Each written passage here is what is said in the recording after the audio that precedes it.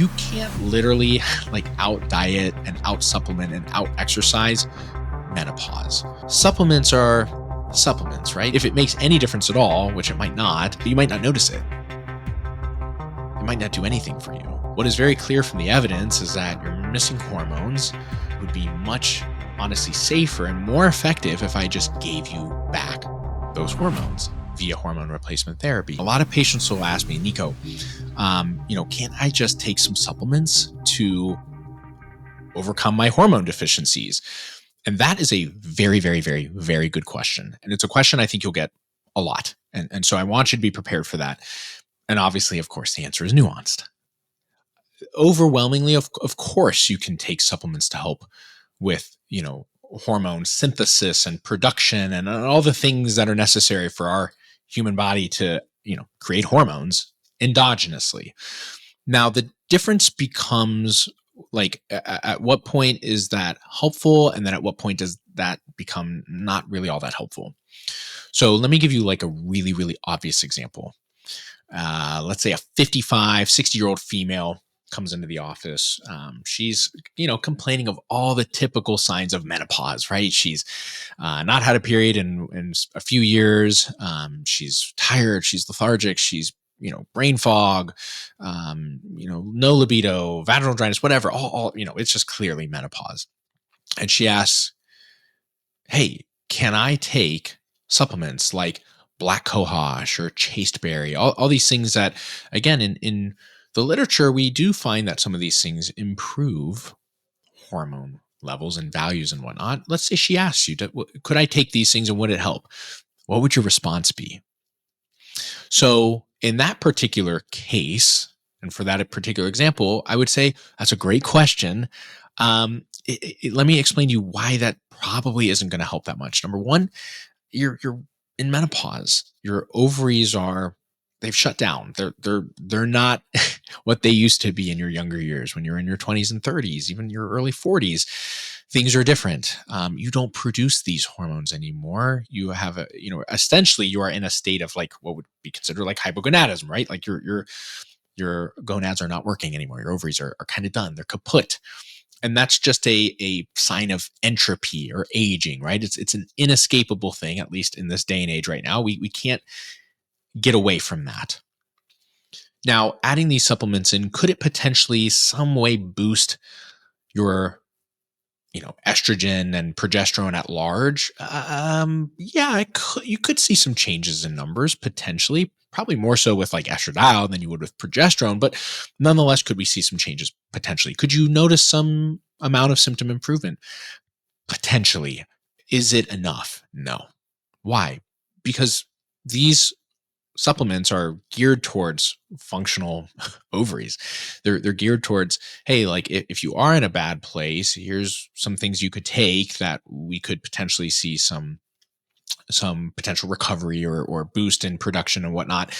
And we're just not going to find that, right? It's almost like, for a really simple analogy, if you're a type 1 diabetic and your pancreas doesn't work, well, what if I took a supplement that helps my pancreas make more insulin? Well, like in theory, could that help? I mean, sort of, but like your beta cells are kind of defunct. They don't really work. So like, it's not going to make it, if it makes any difference at all, which it might not, the difference might be you might not notice it.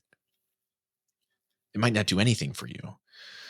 And here's another thing, like supplements are supplements, right? They're different types of supplements. They're minerals and like, right, things that are just endogenous to us and we get through our diet and stuff that we need, right?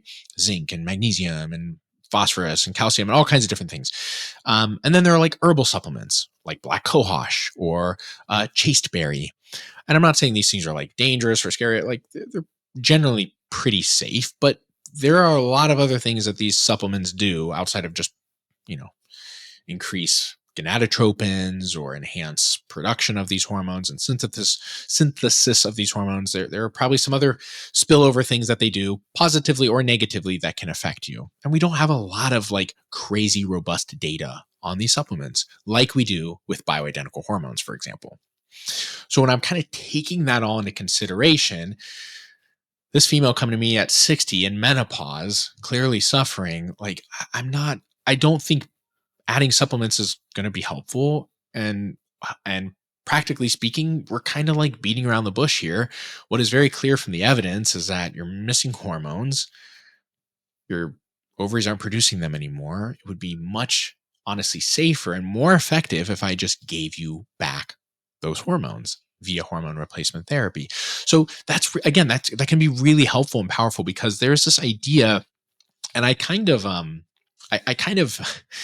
hate that the functional medicine space, and maybe even like health influencer space, kind of puts this idea out there, because in some ways I agree, in other ways I vehemently disagree. You can't literally like out diet and out supplement and out exercise menopause. You can make it easier, right? You can certainly, if you're eating well and exercising and trying to get good sleep and all that stuff and supplements, you can certainly make that transition from, you know, pre-menopause to perimenopause to menopause a little lighter potentially, but we're not escaping it. It's happening. It's going to happen no matter what.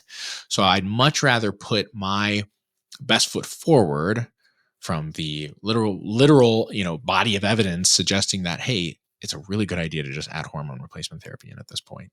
Makes sense, right? Now, let's say you have a younger female. Maybe she's like 20, otherwise really healthy, maybe just struggling with some things. And maybe she comes to you and says, hey, I take this chaseberry and it makes me feel great. And like, I don't have any problems and whatever.